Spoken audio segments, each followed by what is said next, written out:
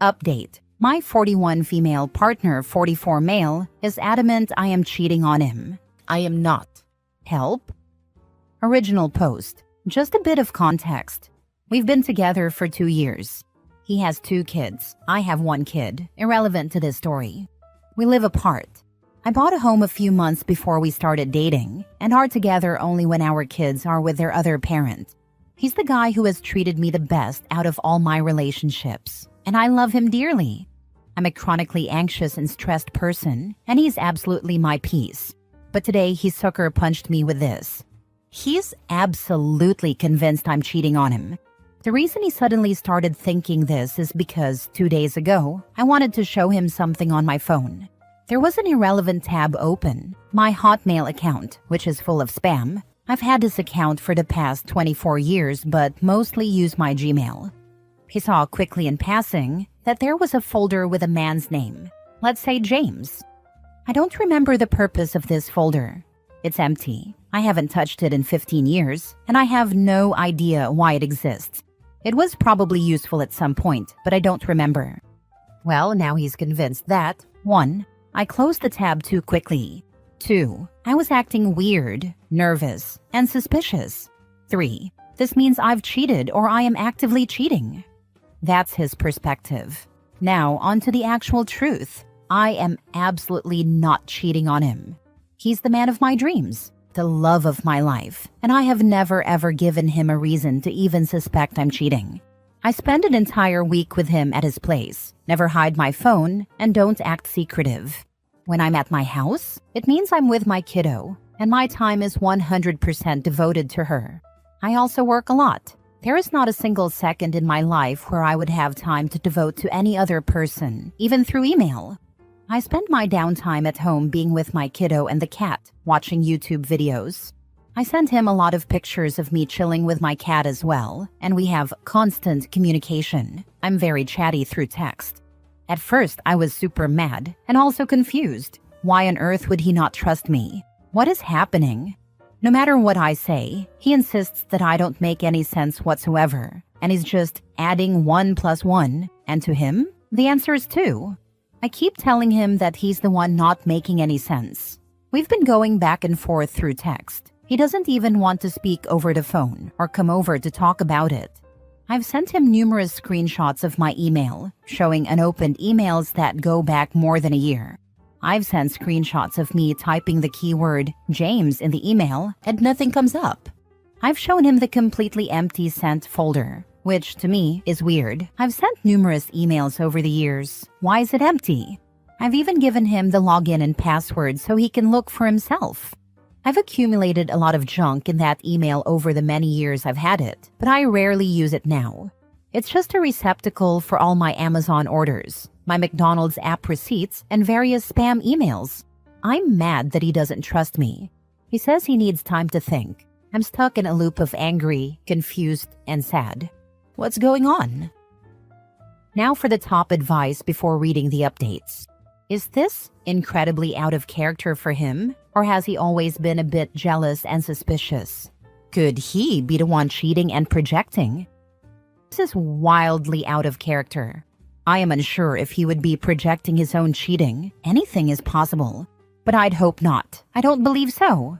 He's high libido, and we have sex daily, when we're together, which is every other week, except when one of us is sick.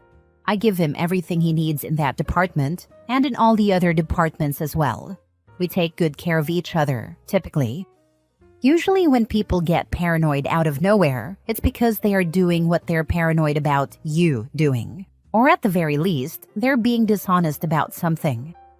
I'm going by your own words here. You have an empty folder with a man's name on it in one of your email accounts, and you claim you haven't touched it in 15 years and have no idea what this folder means.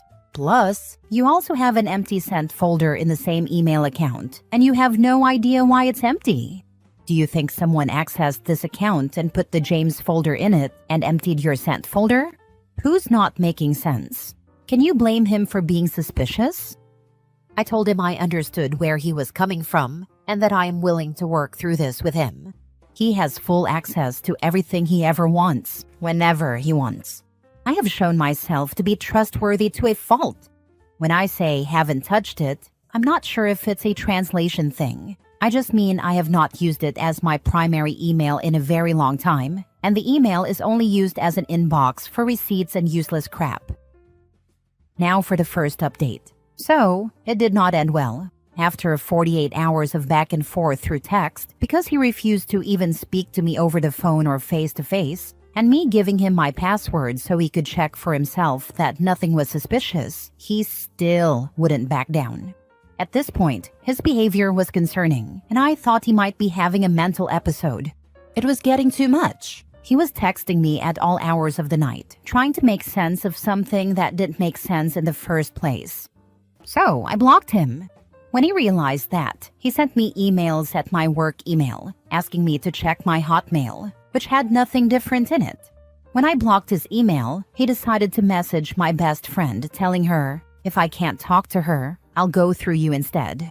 My friend has literally nothing to do with this whole thing. She never replied and is sticking with me, because she's also seeing how crazy he's acting. So, I thought that was that. Yesterday at work, I was visibly sad and distressed, and my whole team hugged me, offered support, and I had lunch with another good friend and colleague. The day goes by and I get off work at 4. I was walking to my car in the parking lot, flanked by 2 colleagues, and I was explaining the whole story to them. They went to one of the girls' cars because they carpool. I walked toward my own car, which was parked 2 rows away. I heard a loud man's voice behind me. I turned around, and it was him. He was walking very quickly toward me and still talking nonsense about emails. I held my hand up and said, I'm not doing this with you right now, all the while calculating whether I was safe to go to my car. He started screaming at me that I was a whore, a slut. I had never seen him like this before. Some instinct pushed me to turn around and go to my colleague's car. At this point, I was shaking and scared. I got into her car and started hyperventilating. They said, we'll drive you home. He was about 6 feet from the car, hate in his eyes, motioning for me to get out of the car. We drove off. I kept apologizing to them, crying, and looking behind us the whole trip to make sure he wasn't following. When I got home, my mother was there. I broke down and called the cops. A nice officer told me over the phone, I got nothing else going on right now. You're my priority, and I'm coming to you as soon as I can. He came to my home, took my statement, was extremely patient and understanding, and explained everything he was going to do. My ex was placed under arrest for criminal harassment with certain conditions to follow. Not sure about the legal terms here, but they did not handcuff him or take him to jail. It was just a verbal warning, and he will probably be summoned to court at a later date. I have a good network of people who care, and I believe I'm safe. Thanks, everyone. The one piece of advice I will offer: people like this often ignore the police because they are no longer living in our reality. Been there. Just because they have mental health issues, which is clearly the case here, it doesn't mean you have to feel even an ounce of sympathy or guilt. Whatever is going on, it has destroyed any chance of them being allowed in your life anymore. You may get guilt or sympathy pangs, but you should grab them by the collar and throw them out on their ass the moment they enter your head. The only way to mentally deal with stalker exes is to literally stop caring about them at all. That way, the only decisions you will make will be around your own safety. Thank you. I needed to hear this. I am angry at him, but sometimes during the day, I have small bouts of thoughts like, did I overreact? Am I being too harsh for having him arrested? And I have huge regrets about it. But then I realize, hey, the actual officer of the law told me he had enough motive to arrest him, so I'm doing the right thing. Please contact your local DV center. They can help you obtain an order of protection and help you safely plan. The order of protection has been issued. Thank you so much for the link. You absolutely did not overreact, I promise you. It's hard to see from inside a relationship sometimes how messed up things are. But try to imagine your best friend is going through what you are right now. What would you tell them? What would you want for them? Use that and apply it to yourself. I would be a rabid guard dog for any of my friends going through that. You're absolutely right. I am so sorry you're experiencing this. It's genuinely terrifying when your partner pivots like this and leaves you feeling unsafe and, dare I say, worried that they will physically harm or attack you. When we go through life, we generally expect to be safe at work, commuting, and at home. So it can be jarring to have someone pop that bubble with their unhinged behavior. I'm very glad you had your coworker there to drive you home and be a witness. I am equally glad that you called the police. But in the interim, do you have anyone you can stay with for a few days? Are you able to invest in some sort of home security system? Whatever is going on with your ex, it's clear that he's not mentally stable and is not afraid to escalate his behavior, even in public and even with witnesses. Please prioritize your well-being if resources allow. Maybe you can speak to the detective who took your statement and see if they'd be willing to have someone do some timed patrols of your area, just for peace of mind.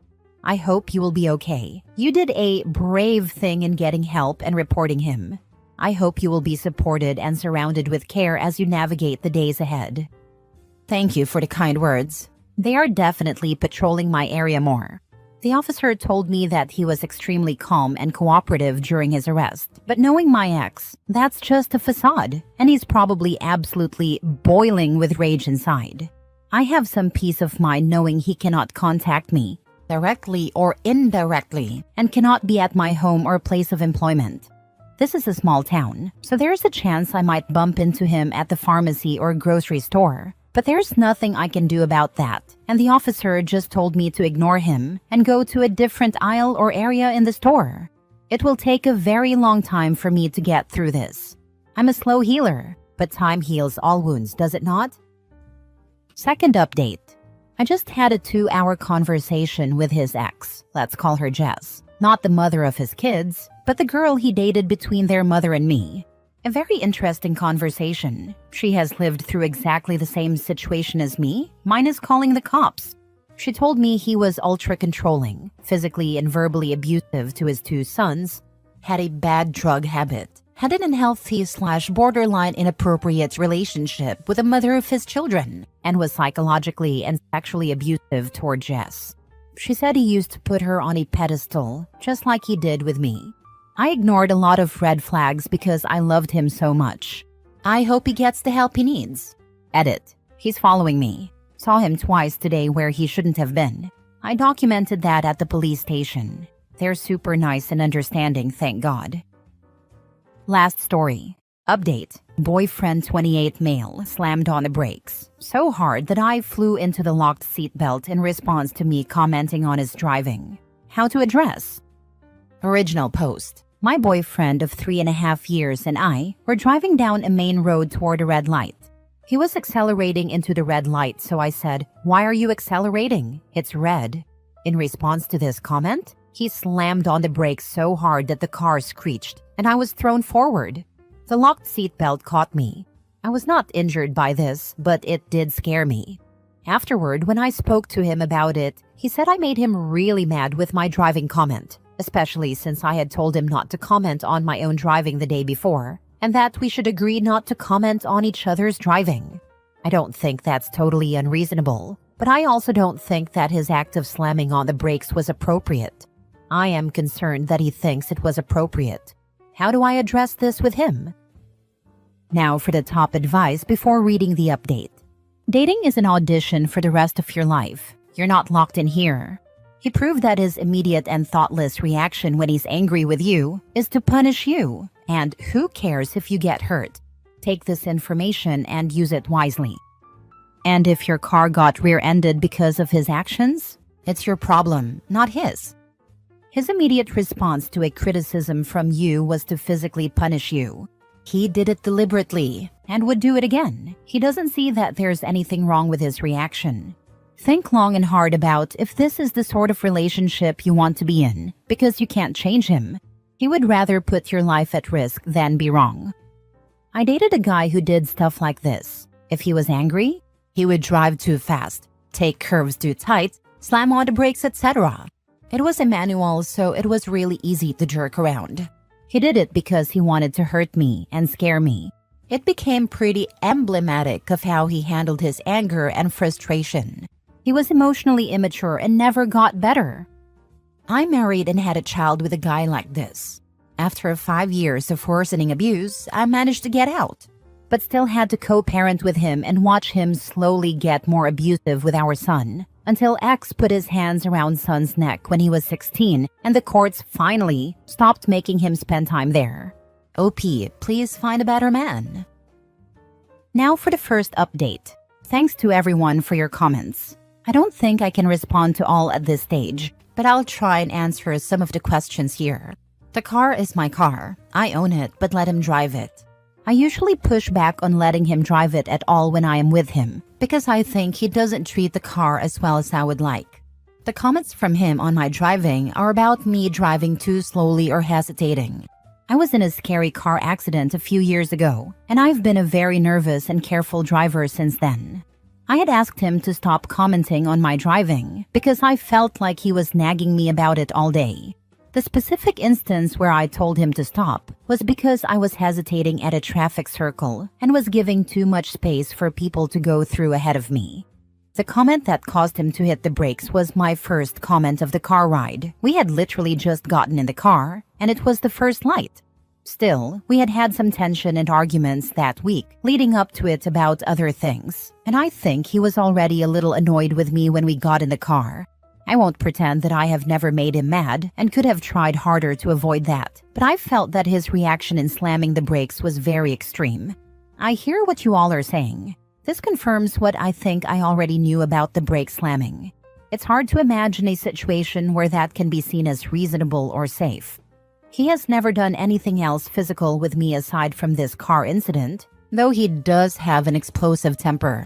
I've seen him get physical with other things. He punched a hole in our wall once over a video game.